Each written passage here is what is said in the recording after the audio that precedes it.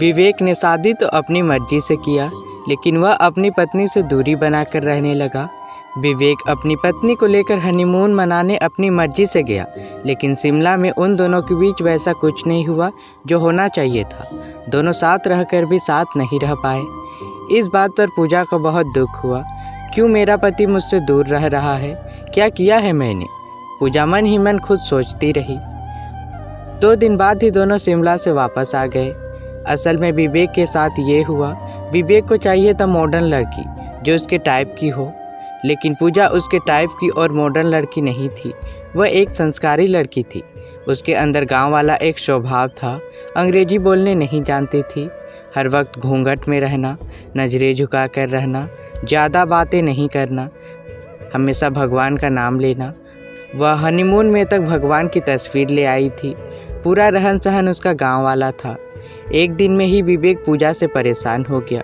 वह विवेक को गले की हड्डी की तरह लगने लगी। इसी कारण विवेक पूजा को लेकर 2 ही दिन में हनीमून से वापस आ गया।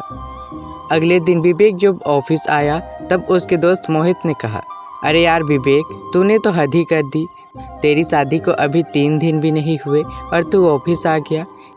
इतनी जल्दी हनीमून से कैसे आ गया? यार भाभी के साथ छुट्टियां मना, कहीं घूमने जा। वैसे हनीमून से इतनी जल्दी क्यों आ गया?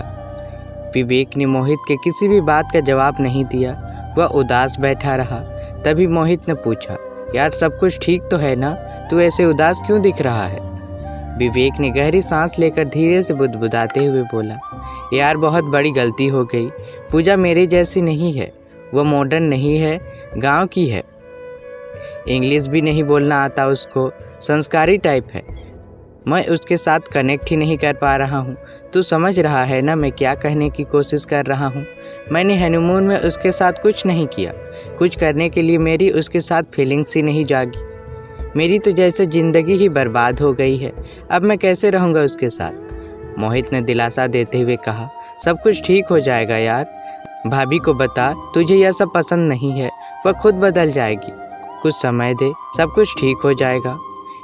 विवेक घर पर भी पूजा से दूरियां बनाकर रहता था। एक कमरे में सोने के बाद भी अलग अलग सोते।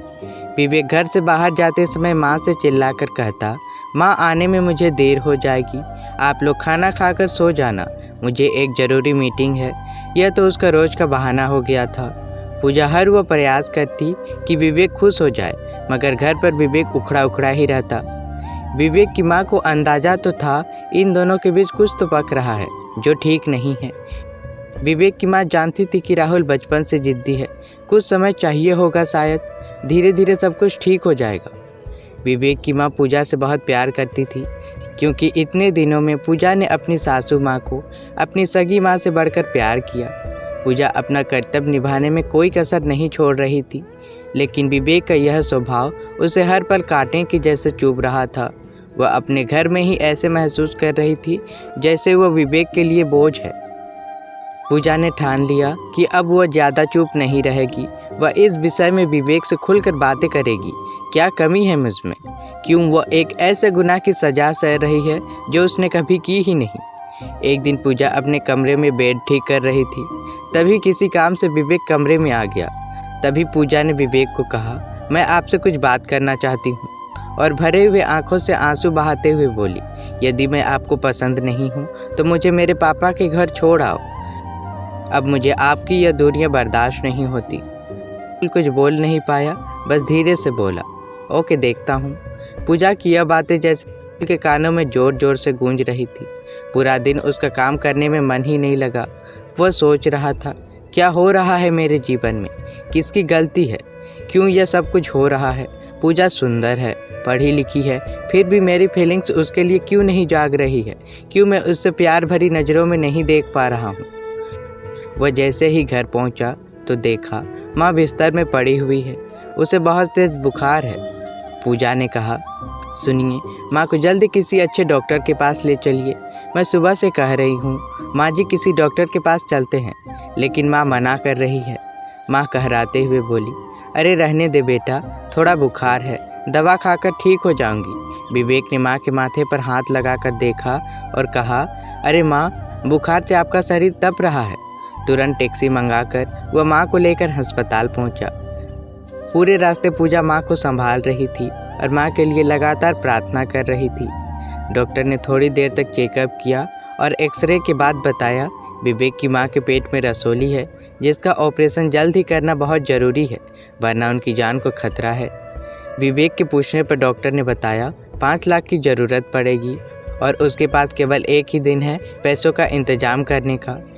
यह सुनकर राहुल के डर के मारे हाथ पैर कांपने लगे। वह सोचने लगा, अभी शादी के समय ही तो कर्ज लिया था, दोस्तों को पार्टी देने में सारी जमा पूंजी भी चली गई, अब 5 लाख रुपये कहाँ से लाऊं? विवेक अस्पताल से बाहर आकर जिससे भी हो सकता था फ़ोन लगाना शुरू किया। सभी दोस्तों ने कुछ न कुछ बहाना बनाकर दुख जताकर फ़ोन रख दिया। उसने ऑफिस में भी फ़ोन किया तो बॉस ने कहा, देखो विवेक, लॉकडाउन के बाद वैसे भी हमारी कंपनी लॉस चल रही है, आप पहले भी एडवांस ले चुके हैं, सॉरी हम आपकी कोई मदद नहीं कर सकते। विवेक पूरे दिन तक पैसों के इंतजाम में जहां जा सकता था वहां गया, लेकिन उसके हाथ निराशा ही लगी।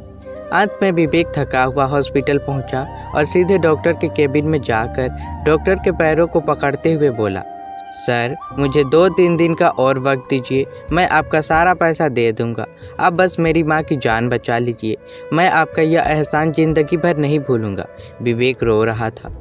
डॉक्टर ने कहा, अरे तुम परेशान क्यों हो रहे हो, तुम्हें तो खुश होना चाहिए, ऊपर वाले ने तुम्हें इतनी अच्छी पत्नी दी है, उसने पूरा पैसा जमा करवा दिया है, तुम्हारी माँ का ऑपरेशन हो चुका है और वह खतरे से बाहर है, वह अब बातें भी कर सकती है, आज छुट्टी हो जाएगी, आप अपनी माँ को लेकर घर जा सकते हैं। विवेक को सुनकर यकीन नहीं हुआ। वह दौड़ा और लेडीज वार्ड में माँ के पास पहुँचा तो देखा माँ बिस्तर में पीछे टिकी हुई बैठी है और पूजा उनके पैरों को हल्के हल्के से दबा रही है। राहुल को आज अपना कद पूजा के सामने बहुत छोटा लग रहा था। वह भी माँ के पैरों के पास जाकर बोला, माँ कैसी हो? तभी नर्स ने कहा, इन्हें थैंक यू बोलो, ये आपकी पत्नी है क्या? इन्होंने रात दिन सेवा की है और पूरी रात भगवान से प्रार्थना करती रही हैं कि माँ जी जल्दी से ठीक हो जाएं। इनके जैसी पत्नी तो सौभाग्य वालों को मिलती है। विवेक पूजा से नजरें नहीं मिला पा रहा था, फिर भी नीचे देखते हुए बोला, पूजा कहाँ से इंतजाम हुआ इतने पैसों का? पूजा ने कहा, मेरे पास कुछ पैसे जमा थे जो मैंने गांव के बच्चों को ट्यूशन पढ़ाकर कमाए थे और कुछ जेवर थे उन्हें बेचकर। माँ ने धीरे धीरे आंखें खोलकर बुदबुदाते हुए बोली, बेटा ये मेरी बेटी से बढ़कर है। और पूजा का हाथ राहुल के हाथ में रखते हुए बोली, मैं तुम दोनों को हमेशा खुश देखना चाहती हूँ। उस दिन विवेक की आंखों से पश्चाताप के आंसू निकल रहे थे। आखिरकार उस दिन से विवेक को पूजा से प्यार हो ही गया। 1 साल में ही पूजा को एक लड़की हुई, फिर दोनों खुशी खुशी अपनी ज़िंदगी जीने लगे। कैसी लगी आपको मेरी यह कहानी? कमेंट करके ज़रूर बताएं और मेरे चैनल में नए हैं तो मेरे चैनल को सब्सक्राइब भी करें। धन्यवाद।